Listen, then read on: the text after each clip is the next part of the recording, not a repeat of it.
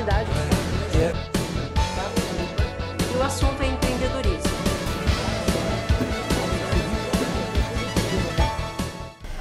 Estamos aqui na casa do Dr. José Lima Oliveira Júnior, em Alphaville, aqui em Santana de Parnaíba. O Dr. José Lima Oliveira Júnior, ele tem toda uma formação na área de cardiologia, é cirurgião vascular, né?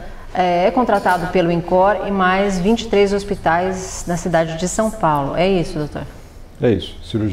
Me especializei em cirurgia cardiovascular. Dentro da cirurgia cardiovascular, como permaneci ligado a um hospital escola, que é o Instituto do Coração, que faz parte do complexo do Hospital das Clínicas da Faculdade de Medicina da Universidade de São Paulo, acabei me subespecializando no tratamento cirúrgico da insuficiência cardíaca, ou seja, transplante cardíaco, coração artificial, ventrículo artificial. Então essa é a minha atuação. Entendo. E assim, é verdade que o infarto do miocárdio, por exemplo, é a doença que mais mata na parte ocidental do planeta? O que mais mata nos países ocidentais e no Brasil são as doenças cardiovasculares. E quando nós falamos cardiovasculares, nós não estamos nos restringindo ao coração. Então, é coração, sistema nervoso central, função renal, insuficiência vascular periférica. As doenças cardiovasculares respondem por mais ou menos 40% das mortes no Brasil. Ou seja, só nesse ano nós já tivemos mais de 450 mil mortes por doenças cardiovasculares. 150 mil? Só este ano no Brasil.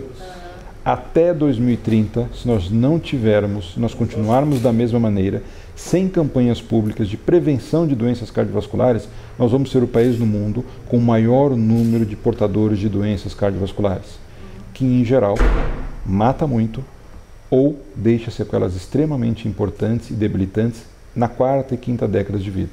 Então é uma situação aterradora.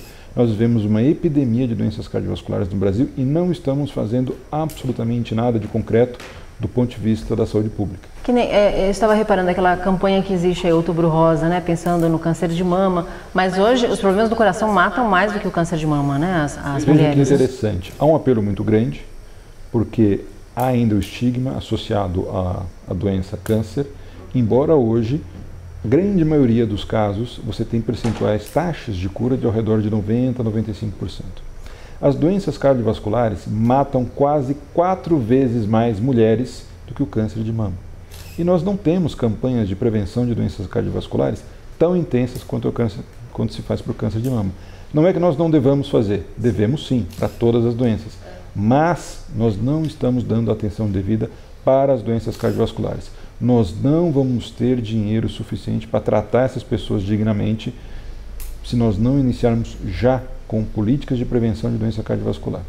E isso se começa na infância, nas escolas, mudando, hábitos alimentares, criando. É muito mais fácil nós criarmos hábitos saudáveis novos em jovens do que mudarmos hábitos inadequados de adultos.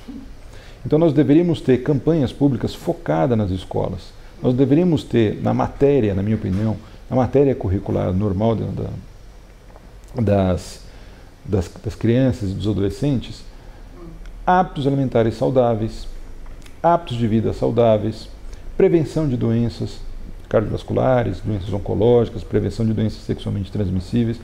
Nós deveríamos começar já nessa faixa, porque é extremamente importante que as políticas de prevenção comecem cedo, e não já na fase adulta. E o que é uma vida saudável? É uma vida com atividade física e uma alimentação com pouca gordura, pouco açúcar? O que é uma vida saudável? Que a pessoa tenha o hábito de praticar atividade física 3 a 4 vezes por semana, de pelo menos 1 hora. Que ela procure evitar alguns fatores de risco para doenças cardiovasculares, como o excesso de sódio na comida, o excesso de sal, o excesso de gorduras saturadas, ou seja, aquela gordura de origem animal, que evite o tabagismo e que ela crie o hábito de procurar o médico rotineiramente, mesmo que ela não sinta nada, para que se faça o diagnóstico precoce de dislipidemia, ou seja, colesterol elevado, de hipertensão, pelo menos 1 vez por ano, e de diabetes. Com esses cuidados, principalmente a partir dos 40 anos de idade para os homens, a partir dos 45 para as mulheres, nós vamos conseguir ter um grande impacto e reduzir o número de doenças cardiovasculares e mais, as pessoas que apresentarem doença cardiovascular terão doenças bem menos graves. E você é coordenador da comissão Que faz campanha, né, para a doação de órgãos, é isso? Eu compreendi direito? São 5 coordenadores no Brasil da Comissão de Remoção de Órgãos da ABTO, que é a Associação Brasileira de Transplante de Órgãos. No que se refere a transplante de órgãos no Brasil, que é a via final para o tratamento de muitas doenças crônicas e que clinicamente você não consegue mais dar qualidade de vida ou manter a vida da pessoa, nós temos muito a comemorar, mas também nós temos muito a melhorar. Por quê? O Brasil tem hoje o maior programa público de transplantes do mundo. 95% dos transplantes no Brasil são feitos pelo Sistema Único de Saúde, portanto, gratuitos à população. Em número absoluto, nós somos o segundo país do mundo com maior número de transplantes. Perdemos apenas para os Estados Unidos e lá são feitos basicamente pelos hospitais privados, ao contrário daqui. São números extremamente grandiosos, que têm que ser comemorados não só por os profissionais de saúde, pelos pacientes que estão em fila, pelos seus familiares, mas por toda a sociedade.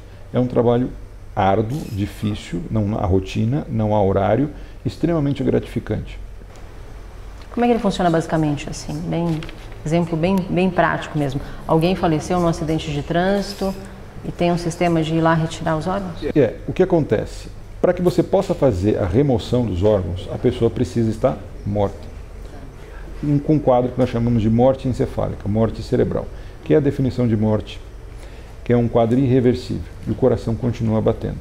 Esse doador ele tem que ser mantido de forma adequada, por 24 ou 48 horas, para que se façam todos os exames, sorologias, exames de imagem, para se checar se ele pode ser um doador ou não.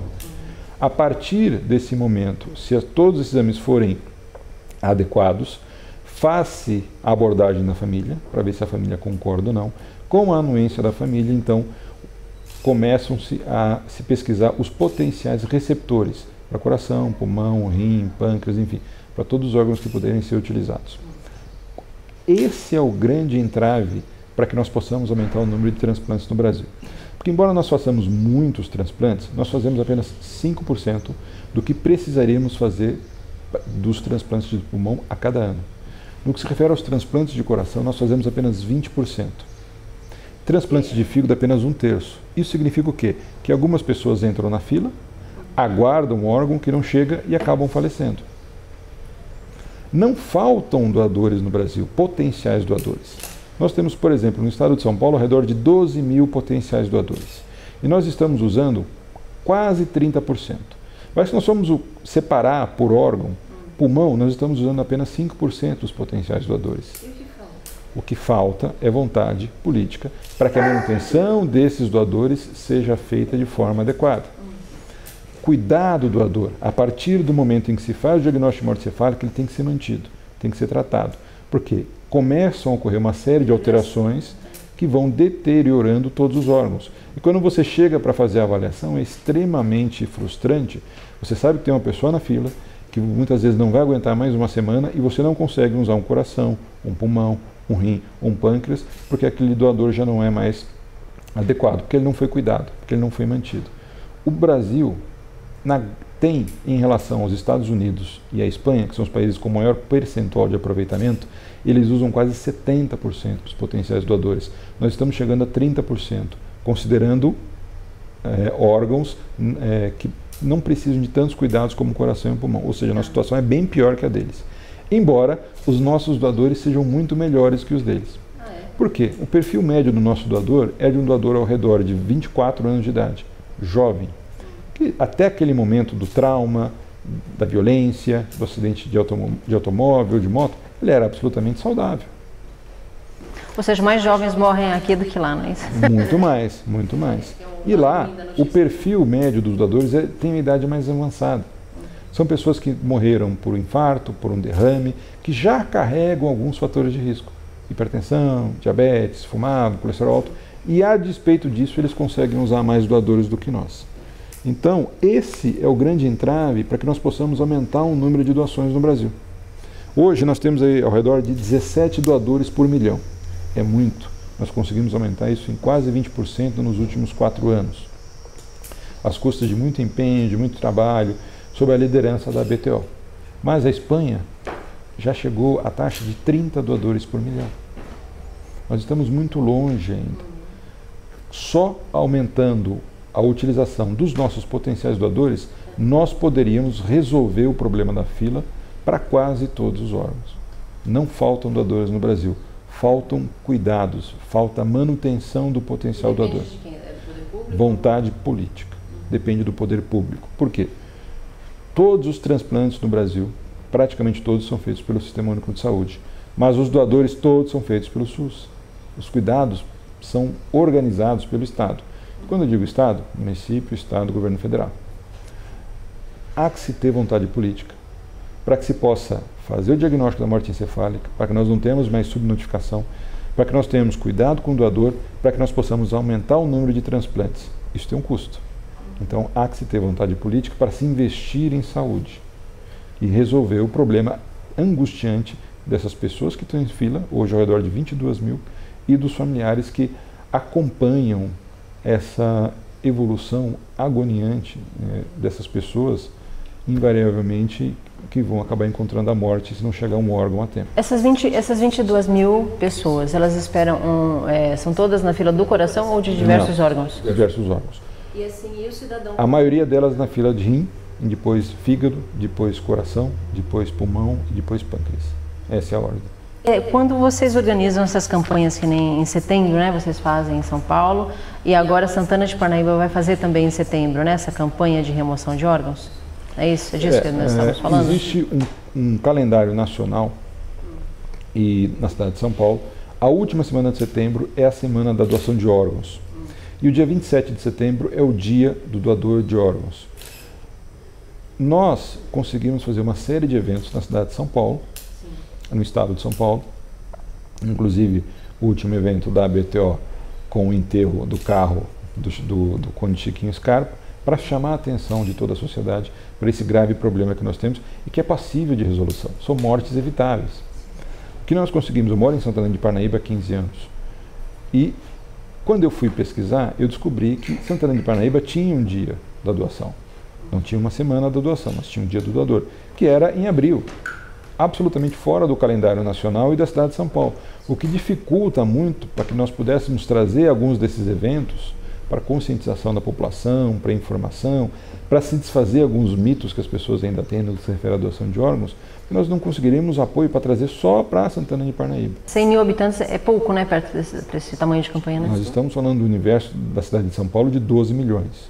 Não é nada. Então é um número muito pequeno. E nós conseguimos o apoio dentro da Câmara Municipal com o vereador Ângelo, que atendeu ao nosso pedido, fez uma proposta, houve uma modificação da data da semana de doação. Criou-se a semana da doação de órgãos em Santana de Parnaíba e houve uma modificação do dia do doador, alinhando aquilo que nós temos na cidade de São Paulo, e dessa forma, a partir do ano que vem, nós vamos conseguir trazer eventos também para Santana de Parnaíba no que se refere à doação de órgãos, e para que as pessoas possam se conscientizar um pouco mais e chamar a atenção da sociedade aqui da região oeste do grave problema que nós estamos vivendo. Para quem quiser conversar melhor com você ou quiser contribuir com essas campanhas, como é que faz para entrar em contato? Pode me encontrar no meu site, lá vai encontrar todas as minhas mídias, www.limacor.com.br. E para aqueles que forem mais modernos, quiserem me seguir no Instagram, é Doutor Lima 01, doutor por extenso, D-O-U-T-O-R, Lima 01. Vão me encontrar no Instagram. Também, né? Também tenho páginas de Facebook, vai encontrar lá José Lima Oliveira Júnior, vai encontrar, acho que já são 2 ou 3 páginas já que eu já tenho no Facebook, que inclusive as pessoas podem se manifestar como sendo potenciais doadoras em vida pelo próprio Facebook.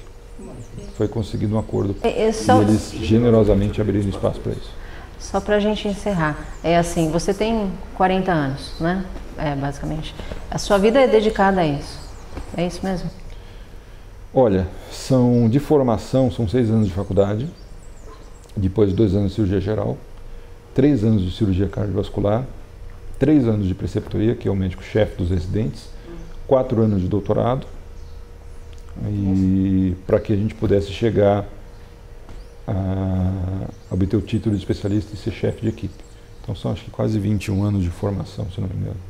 Metade da sua vida. Dedicadas a isso, a saúde das Mais da metade da minha vida eu passei na Rua Doutor Enéas de Carvalho Aguiar, em São Paulo, na Rua do Hospital das Clínicas. Eu entrei lá em 1990 como aluno e estou lá até hoje, já como professor doutor da Faculdade de Medicina, como médico assistente. Entrei com 18 anos na faculdade, então já se vão 23 anos naquela rua, no Complexo HC. Ótimo, muito obrigada. Eu que agradeço. Obrigado.